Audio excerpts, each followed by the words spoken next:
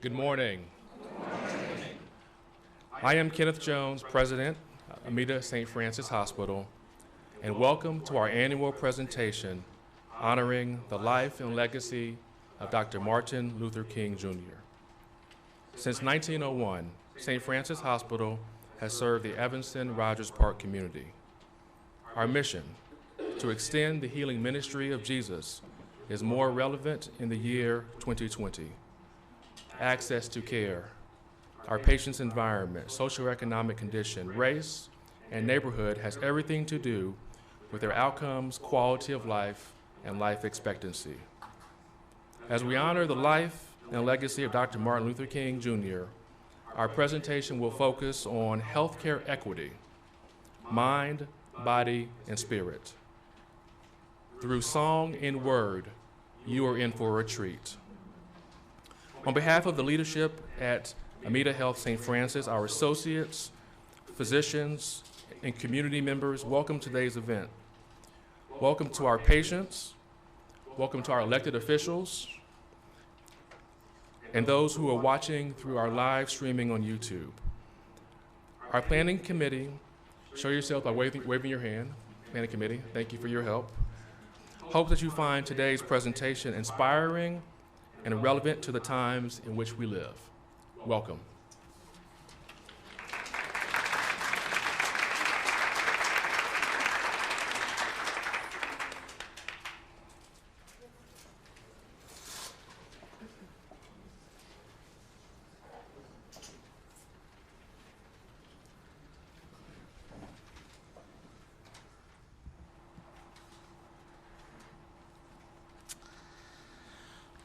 Good morning. My name is Father Chris LeBlanc. I am the priest chaplain here at St. Francis Hospital. And it is both a privilege and an honor to gather with you this morning to honor the life and continue the work of Dr. Martin Luther King, Jr., especially in this reflection of equity in our social condition and particularly in healthcare. My blonde hair, my blue eyes, and my whiter than winter snow complexion can be very misleading. For though I may not look like it, I am actually Native American. Most people don't know that about me. My father was a full-blooded member of the Bay Mills tribe of Chippewas in the Ojibwe Nation. And I spent the early part of my childhood literally living on the reservation. Our people were famously poor warriors, but exceptional hunter-gatherers. We were nomadic and followed the seasons around northern Michigan, fishing in Lake Superior, gathering berries and the like, and living off the land. This was our life until we were told that this was no way to live. We were forced to abandon our nomadic lifestyle and to settle on the poorest land around so that others could profit from the lands that we had spent generations reverencing and being nourished by. We were told that we would become grateful for the civilized education and life we were receiving as our young people were shipped off to boarding schools and prohibited from speaking our native tongue. Though the names, dates, and circumstances may be unique, the real result of these great solutions visited upon us is not all that different than those visited upon many, if not most, minorities. Our own culture has been muted. In fact, I remember the great shock in our family when my grandmother spoke her native Ojibwe tongue on her deathbed for the first time since her childhood. The high-calorie, high-fat diet required for a nomadic lifestyle in the harsh winters of northern Michigan became deadly to us when we were forced to adopt a more sedentary lifestyle, resulting in a myriad of generational health problems, especially high cholesterol and heart conditions. My own father died from congestive heart failure at the age of 64. I offer this personal reflection as just one explicit example of the cost of inequity, and as a reminder of the dangers posed by one-dimensional thinking imposed by those in power upon others. It is often the case that those in power will deny the provision of those in need by claiming that we must treat everyone the same, regardless of whether that treatment does any good. In all honesty, I stand before you as one who has lived on both sides of the power dynamic. I am here to say that the Judeo-Christian God of the Scriptures calls us to live in equity by showing no partiality among ourselves. And yet, this is the same God who clearly demonstrates a closeness and particular concern for the poor, the widow, the orphan, and the marginalized. As we reflect today on the witness of Dr. King and the question of equity, I submit to you that equity does not equal a one-size-fits-all approach. Treating people the same way may ease our conscience or maintain the security of the powerful, but it often falls short of doing much good for those in need. May we learn to listen to each other with our heart as well as our mind. May we be humble enough to appreciate that our solutions may in fact be part of the problem. May equity and equitable treatment be defined by the outcome and not the means.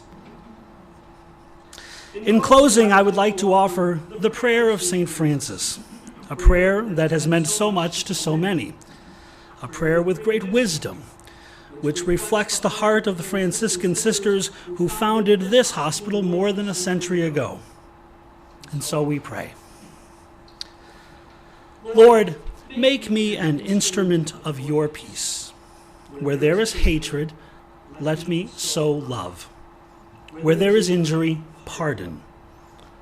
Where there is doubt, faith. Where there is despair, hope. Where there is darkness, light. Where there is sadness, joy. O divine Master, grant that I may not so much seek to be consoled as to console, to be understood as to understand, to be loved as to love. For it is in giving that we receive, and in pardoning that we are pardoned, and it is in dying that we are born to eternal life. Amen.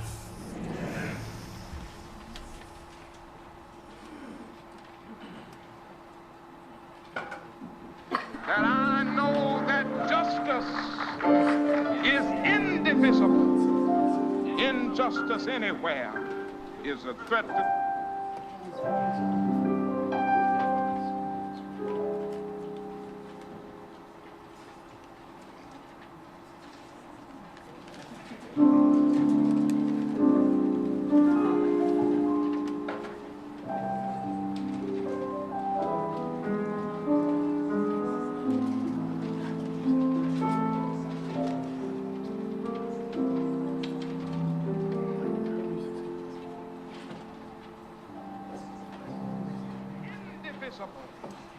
Injustice anywhere is a threat to justice everywhere. And I know that justice is indivisible. Injustice anywhere is a threat to justice everywhere.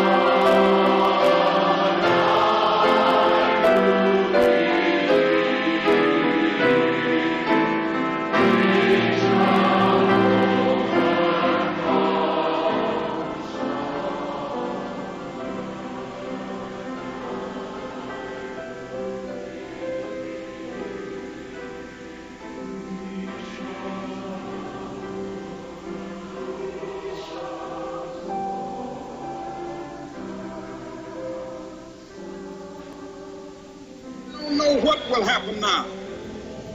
We've got some difficult days ahead. But it really doesn't matter with me now, because I've been to the mountaintop. I don't mind.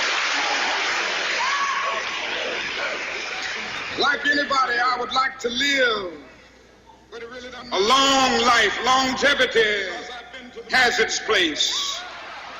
But I'm not concerned about that now. I just want to do God's will. And He's allowed me to go up to the mountain. And I've looked over and I've seen the promised land. I may not get there with you, but I want you to know tonight that we as a people will get to the promised land.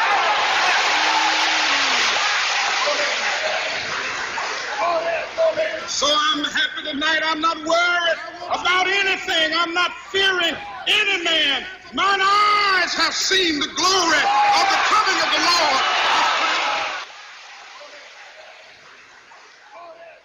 So I'm happy tonight. I'm not worried about anything. I'm not fearing any man. Mine eyes have seen the glory of the coming of the Lord.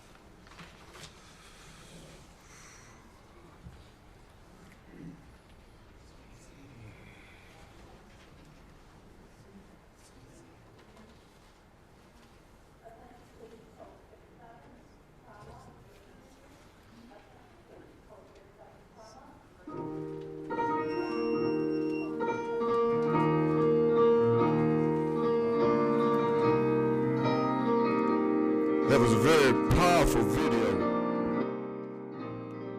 Very powerful. God's grace.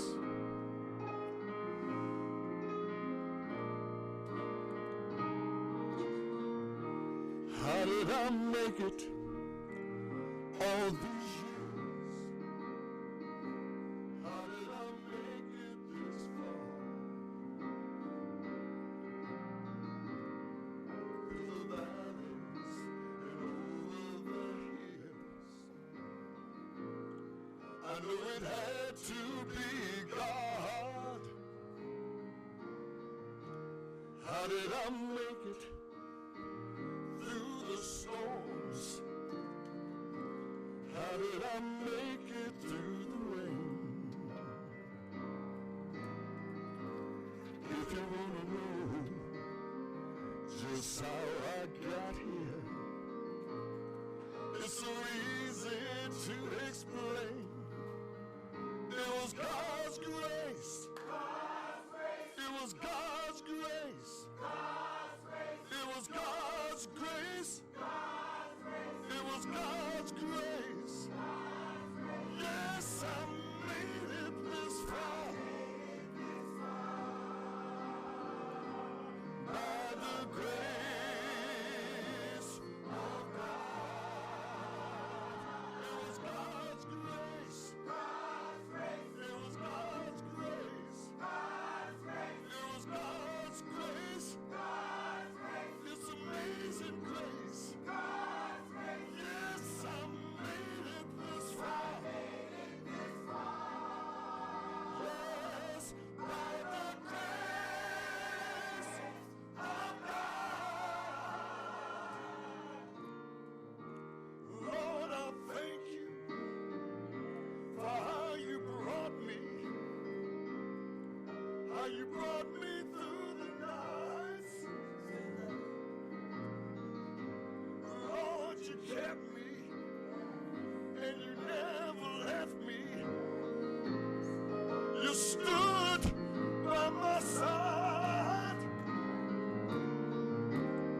There were so many times that I came so close. Oh man, death, you tried to take me. But the reason I'm here, it's not hard for me to see. In fact, it's so easy for me to explain. Yes, it was God's grace. It was God's grace.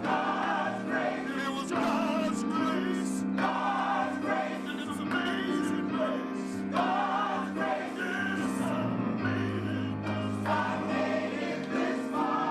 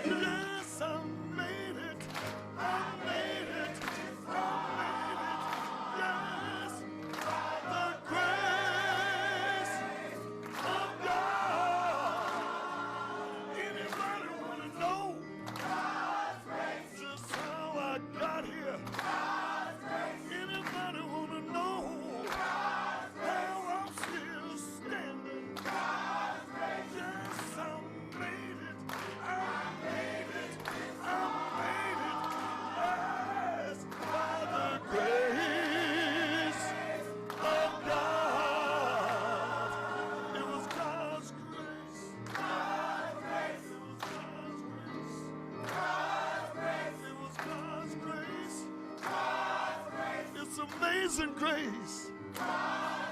Yes, I made it. I made it.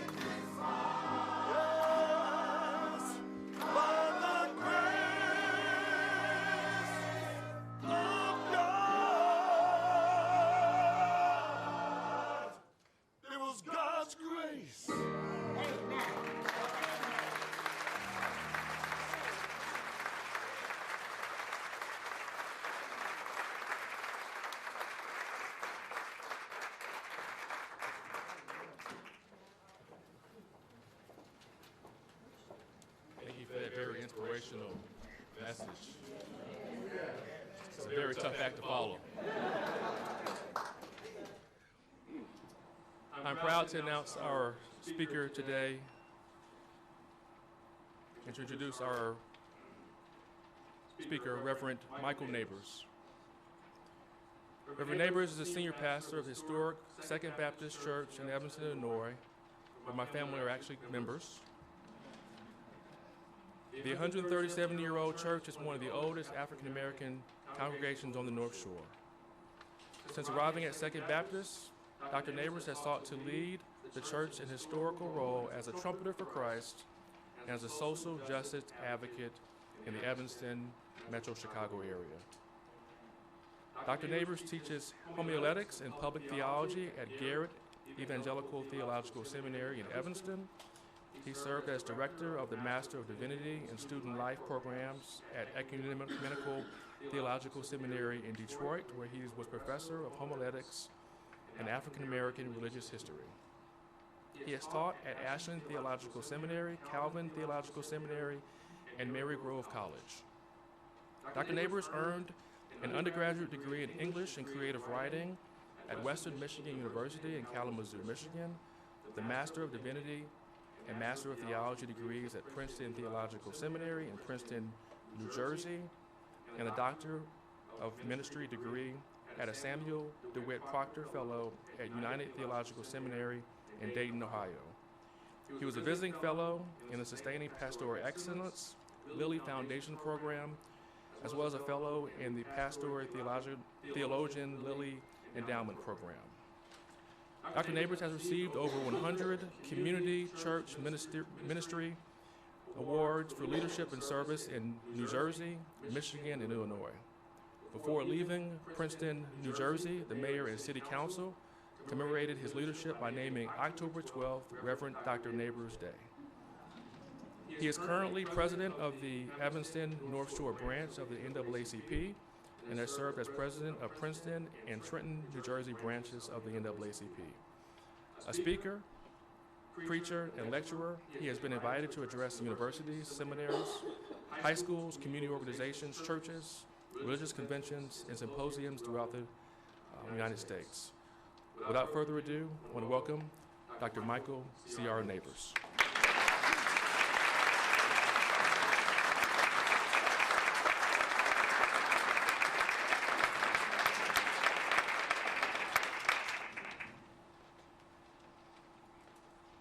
Well, good morning, everyone.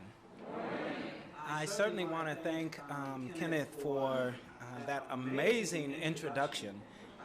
Part of it said that I majored in English and creative writing, and I definitely wrote what he read. And there is no doubt that as he was reading it, I thought to myself, I am growing older and older by the day. I'm honored and grateful to be here at the invitation of Mr. Kenneth Jones, the president and CEO of St. Francis, and I'm grateful for all of the administrators and others who are present with us today as we celebrate and lift up the life of an incredible, incredible human being who's not just an incredible human being regarding the African American religious experience, but a gift from God to the entire world. We are grateful for this amazing chorale of Second Baptist. You all did a wonderful job. We thank God for Dudley, who was singing lead on that song about God's grace.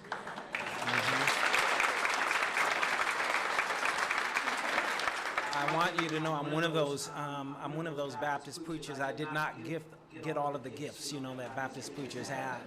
And one of them is the gift of singing. I cannot sing, but I thank God for Dudley because he can. Yeah, I can't play music, but I thank God for Reverend Clark. So all I can do is write a little bit. But I'm honored and privileged by this opportunity. I had a chance to be with you all last year as you also celebrated. The day was filled with inclement weather, as you may recall last year. And your guest speaker was flying in from Charlottesville, Virginia.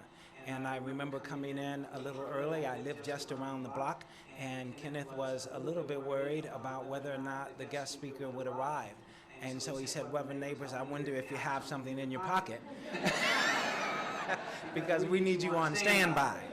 So he's given me a year now to prepare for this presentation. What we've heard already has been just unbelievable, the words coming from Father Chris LeBlanc.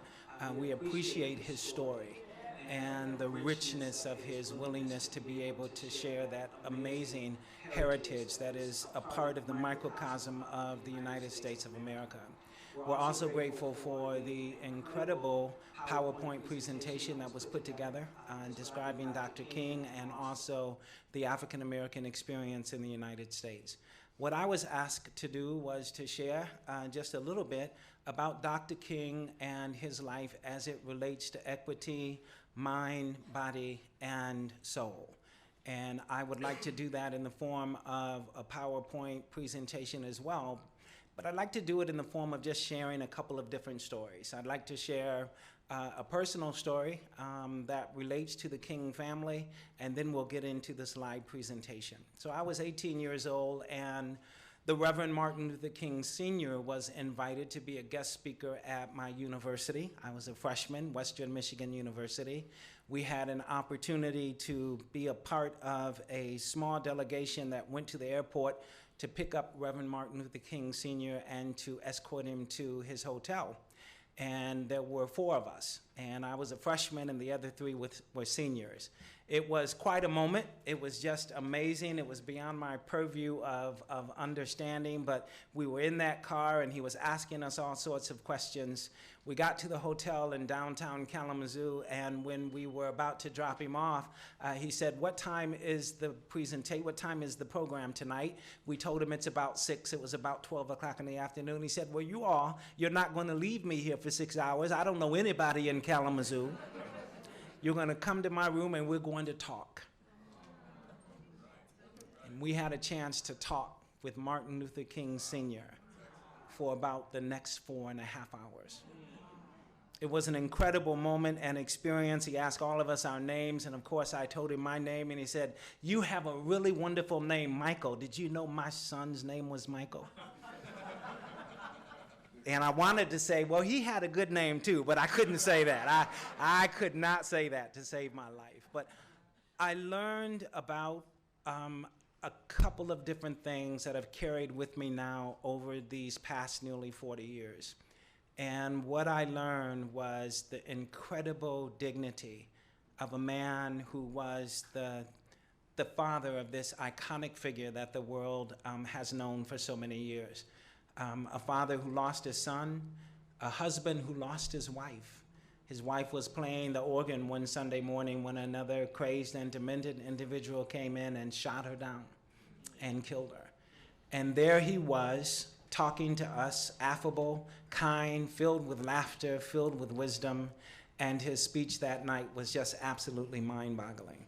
So I just want to share that with you because I think that was an inspiration for me and probably did a lot in helping me to feel a call from God to go into ministry right around that very same time. I felt the call to ministry in that same year. So what I'd like to do now is share with you a little bit about Dr. King from my vantage point. Dr. King was born in Atlanta in 1929, and it's important for you to understand that anybody that was a person of color born in Atlanta in 1929 would have to go back to one of the seismic events that shaped that city and that continues to shape that city even in 2020, and that was the race riot of 1906. You can imagine that when Dr. King was born and growing up, sitting at his table where his father was a pastor, his mother was a church organist, but her father was also a pastor. The grandfather was also a pastor. He heard the stories about this race riot. He heard the story about people not being able to get along. And this is long before the 1919 riots, which swept through the nation after African American veterans came back from World War I. So this would have an amazing effect on Dr. King's life for the rest of his life, and he talks about that in his writings. Dr. King was born in an interesting place. Although he was born African American and born in the Deep South, he was born on a street that was called Sweet Auburn Avenue.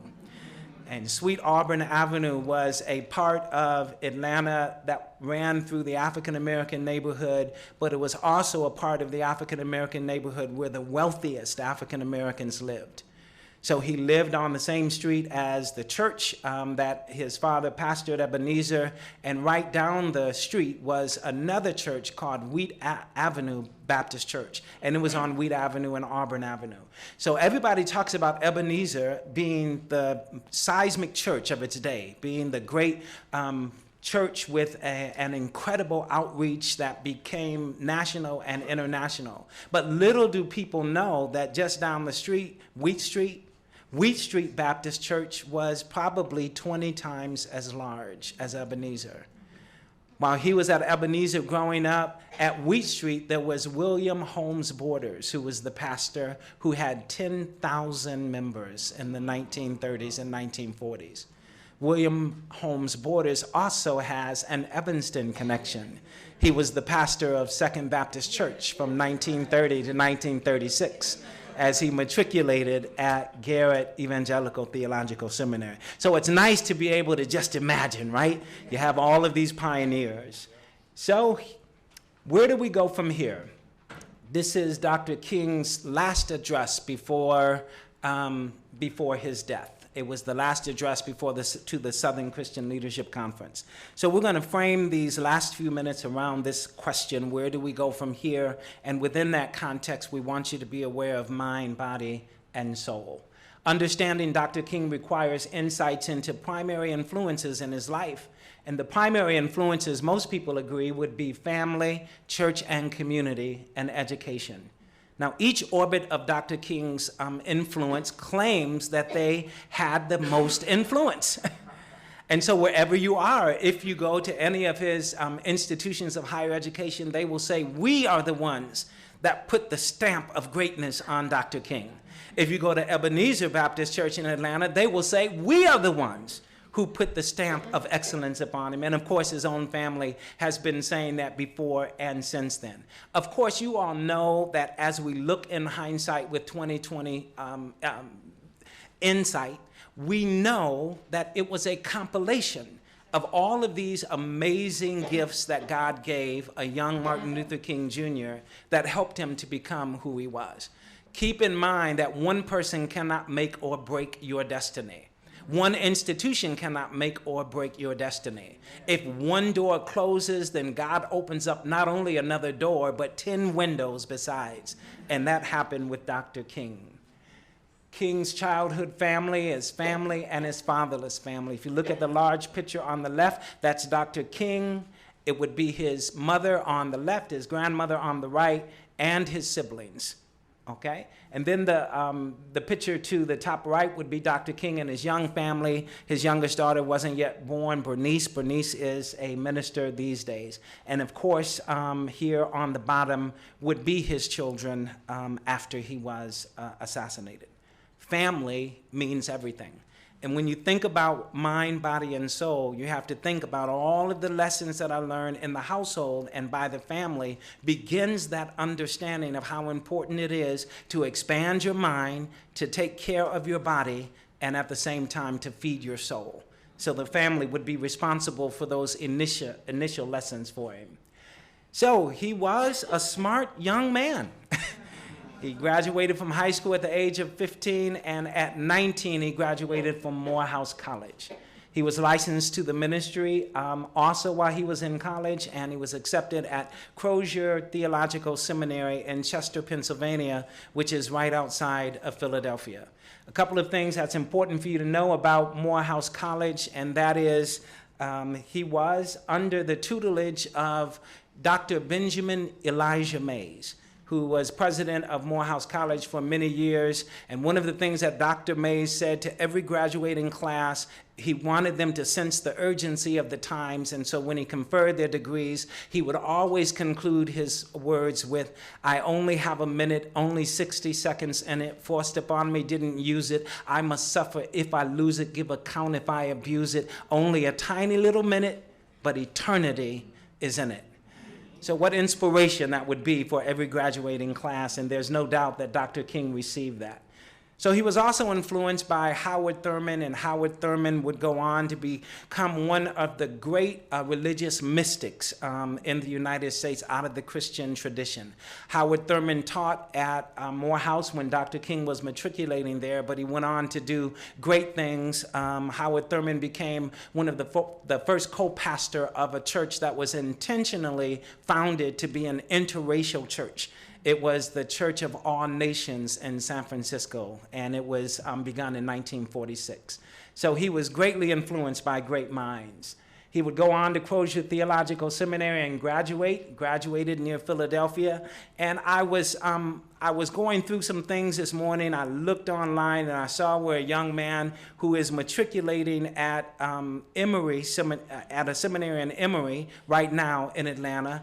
He showed the transcript of Dr. King in his final year at Crozier. And it was amazing. He showed the grades and all of that. And his caption was, "I'm so glad that I don't have to be a straight A student. There's hope for me yet." So of course, we never think about Dr. King not necessarily being a straight A student because of his brilliance, but he was not a straight A student. This is a picture of Crozier Theological Seminary via 1940s. It no longer stands. It's no longer in existence.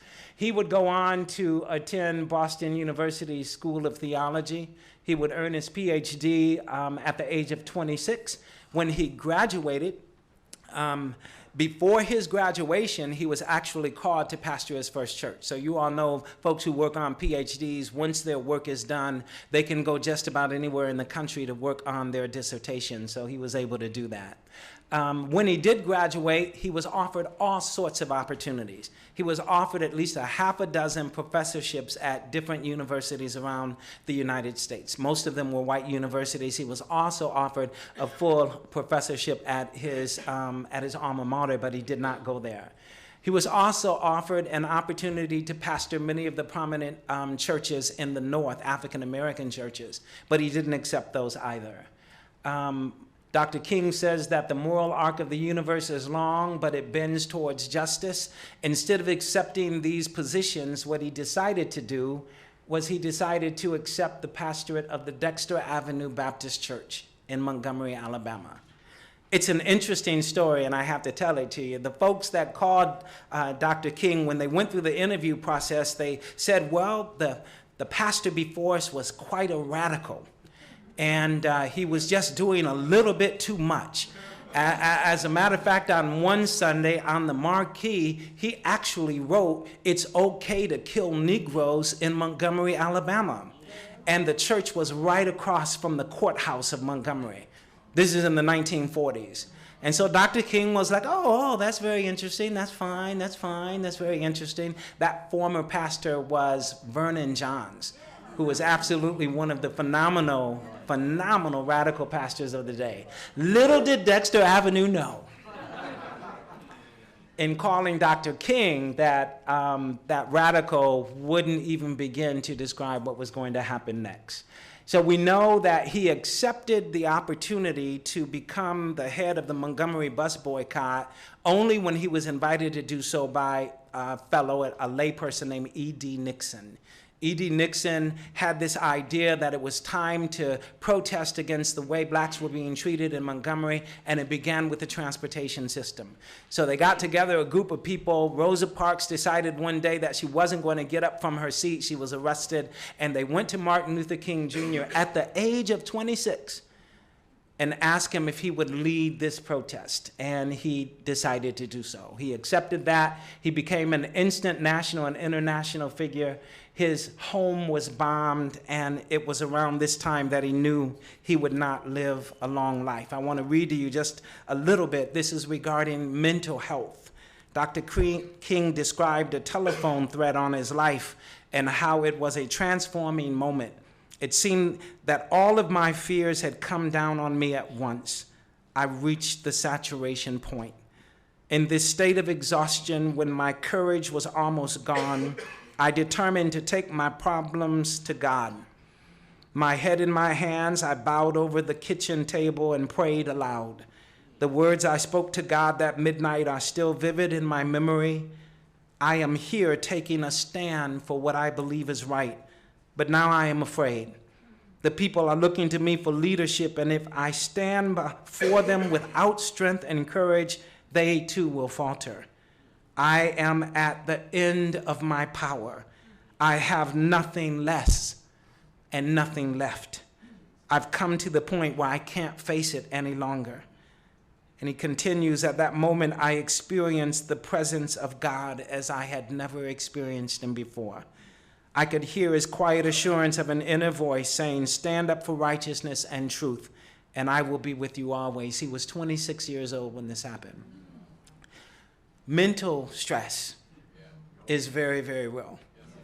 And while he was able to call upon his faith to overcome it, you all know that mental distress continues to be a significant challenge among all peoples and all groups today. Dexter Avenue, again, was an amazing church. It was the springboard that catapulted the civil rights. 1958, this is just a couple of years after the success of the Montgomery bus boycott. At a book signing in New York City, King was stabbed in the chest. He recognized his mortality and did not believe he would live a long life. We're still talking about stress now, but now we're adding another dimension. This is body. This is actually physical health and challenges. He writes about that as well, and in one of his famous speeches, he says, several years ago, I was in New York autographing the first book I had written, and while sitting there autographing books, a demented black woman came up. The only question I heard from her was, are you Martin Luther King?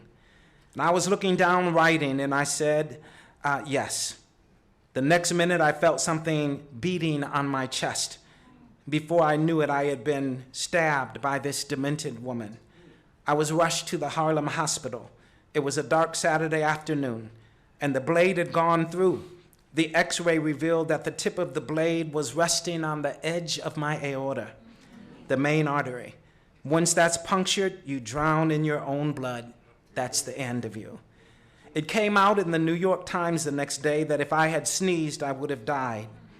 Well, about 4 days later, they allowed me, after the operation, after my chest had been opened and the blade taken out, to move around in the wheelchair in the hospital. They allowed me to read some of the mail that came in from all over the states in the world. Kind letters came in. I read a few, but one of them I will never forget. I had received one from the president and vice president. I've forgotten what those telegrams said. I received a telegram from the governor of New York, but I've forgotten what that one said. But there was another letter that came in from a little girl, a young girl who was a student at White Plains High School. And I looked at that letter, and I'll never forget it. It said simply, Dr. King, I'm a 9th grade student at White Plains High School. While it should not matter, I would like to mention I'm a white girl. I read in the paper of your misfortune and suffering. And I read that if you had sneezed, you would have died. And I'm simply writing to say I'm so happy that you didn't sneeze.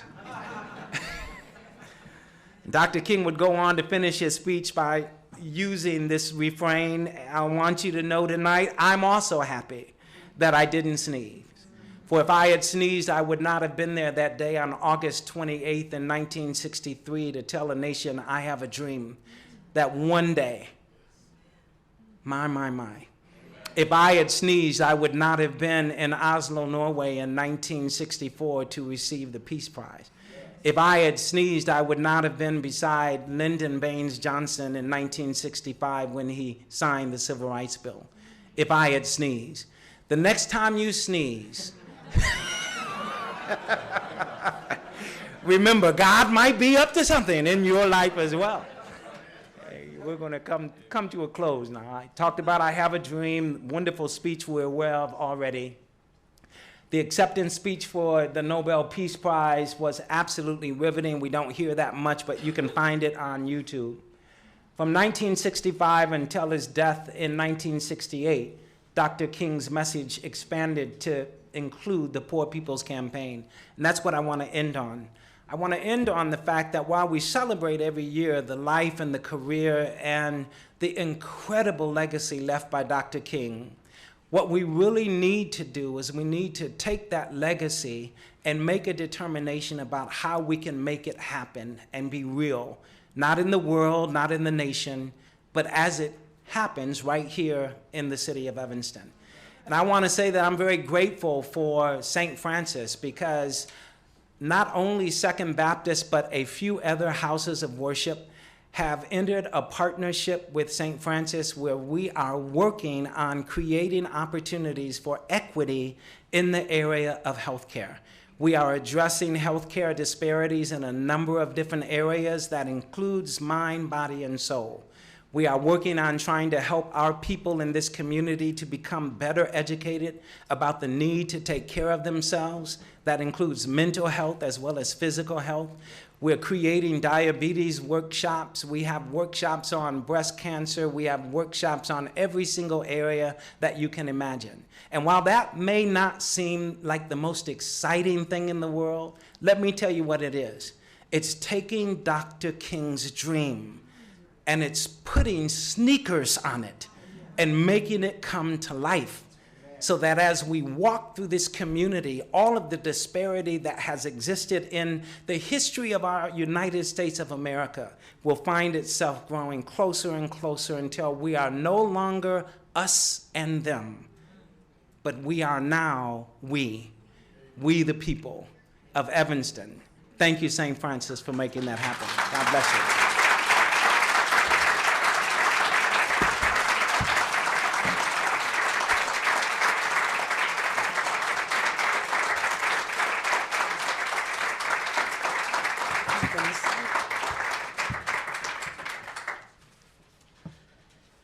How wonderful, how inspiring.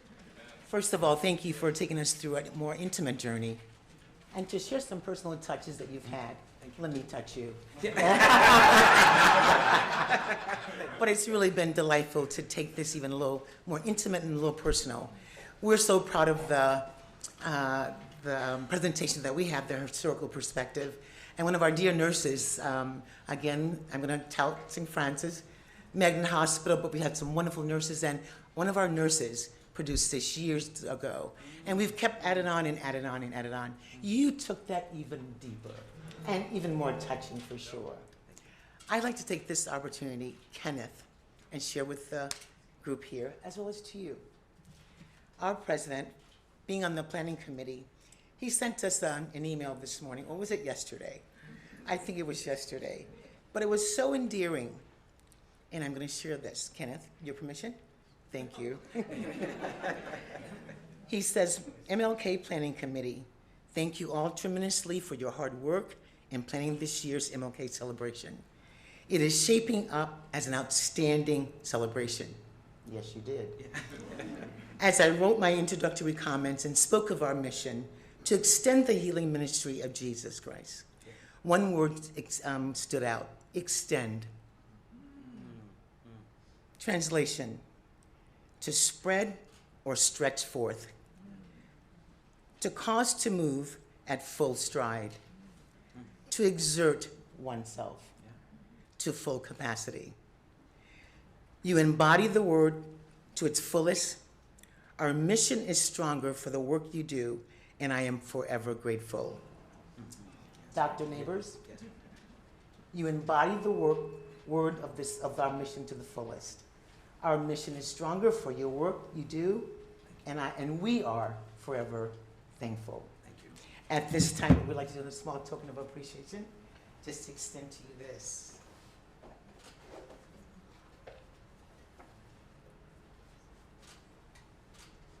This is from us to you, and it says, hold on, I think it's kind of backwards. I'm not that good.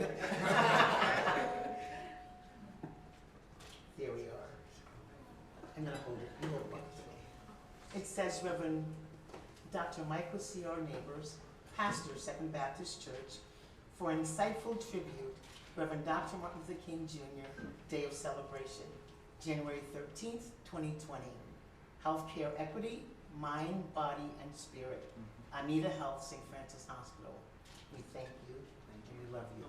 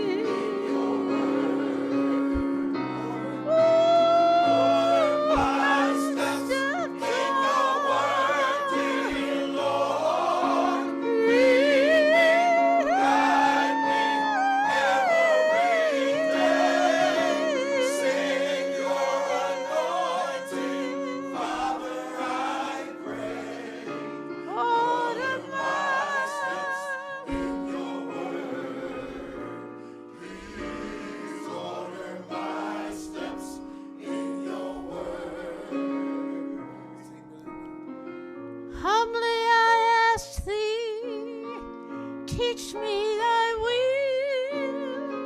While you are working, I will keep still. Satan is busy, God is real.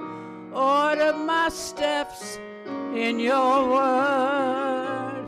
Please order my steps in your word.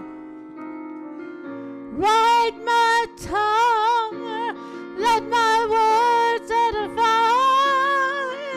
Let the words of my mouth be acceptable in thy sight. Take charge, my Lord, both day and night.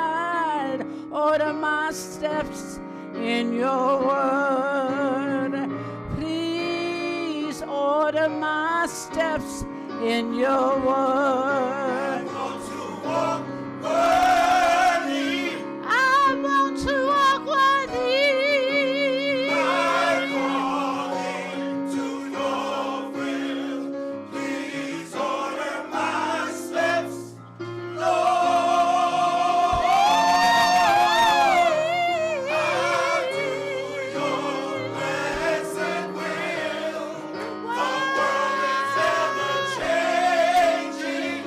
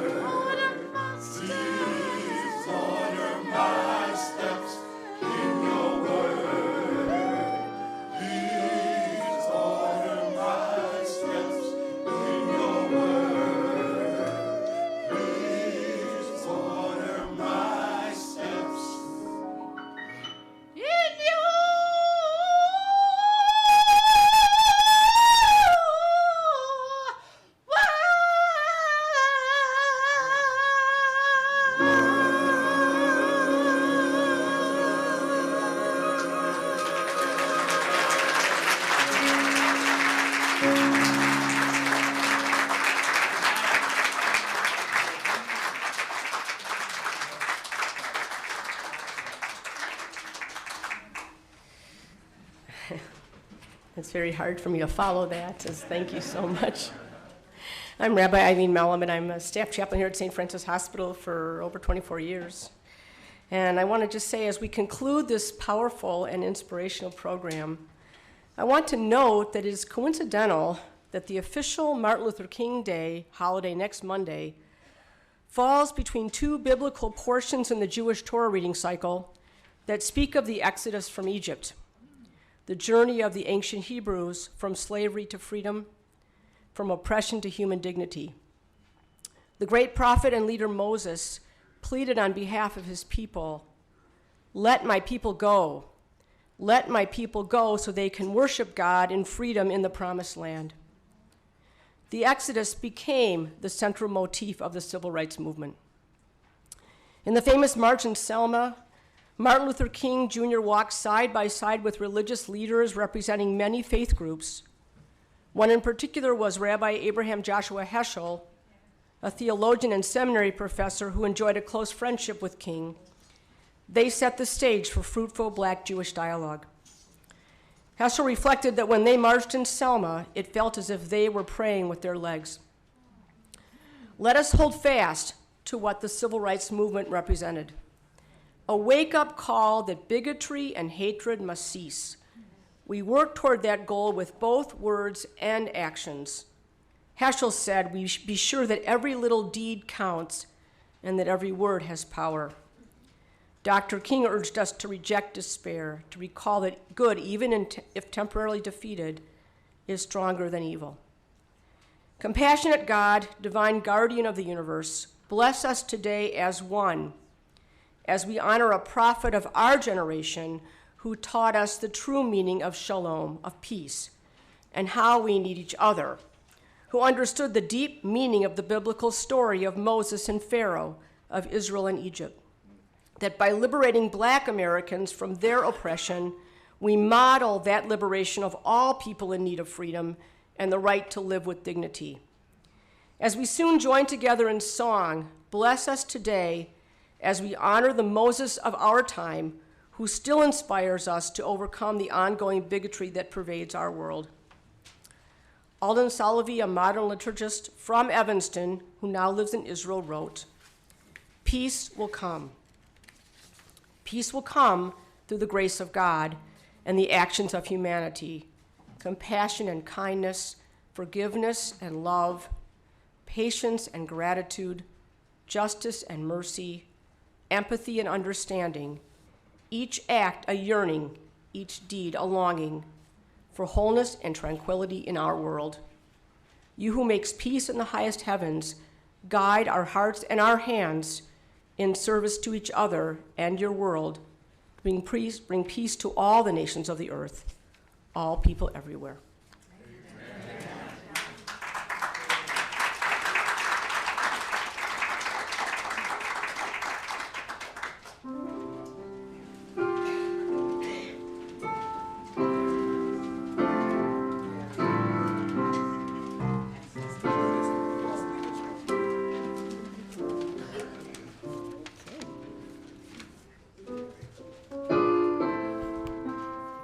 We shall overcome.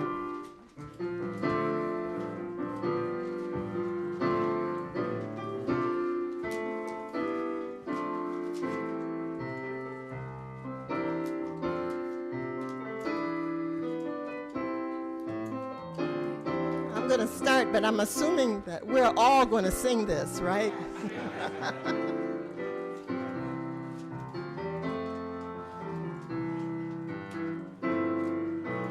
We shall overcome. We shall overcome. We shall overcome someday. Oh, deep in my heart, I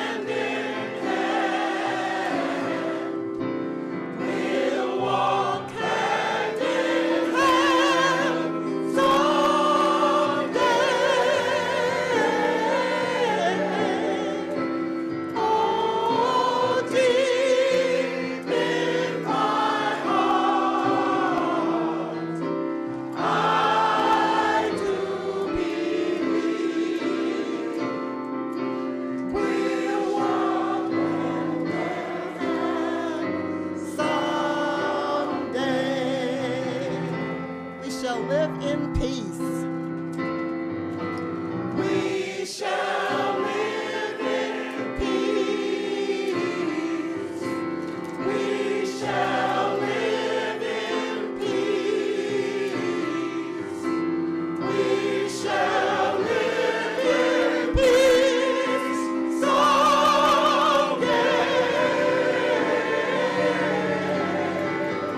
Oh, deep in my heart, I do believe we shall overcome someday. We shall overcome one more time. We shall overcome. We shall overcome. We shall overcome someday.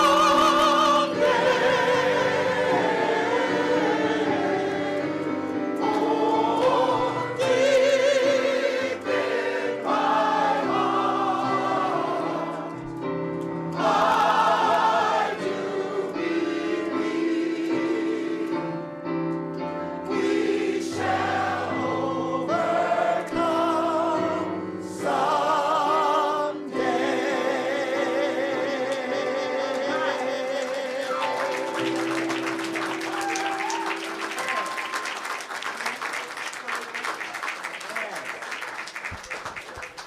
Thank you all for coming today. Feel free to enjoy refreshments in the back. Thank you very much. Have a great day.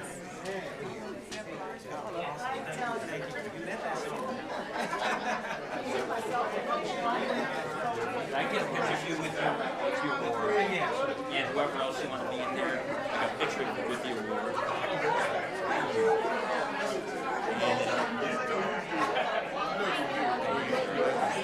I'm just worried about this light. This is probably, how about just behind the flag? Just in front.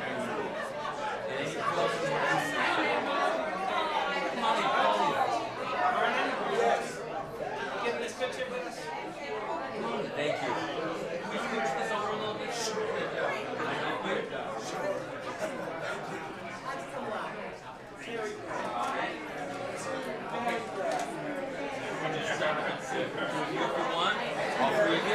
Let's go. I'll wait for that light. That's the trouble. That screen. So let's go that way. Another one. Here we go. Perfect. Ready?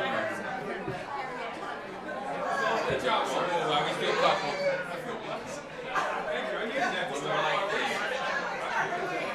Out of here day after tomorrow. One second. Last one. Now come next year. I wanna, we gotta go look at the car line. Anything else?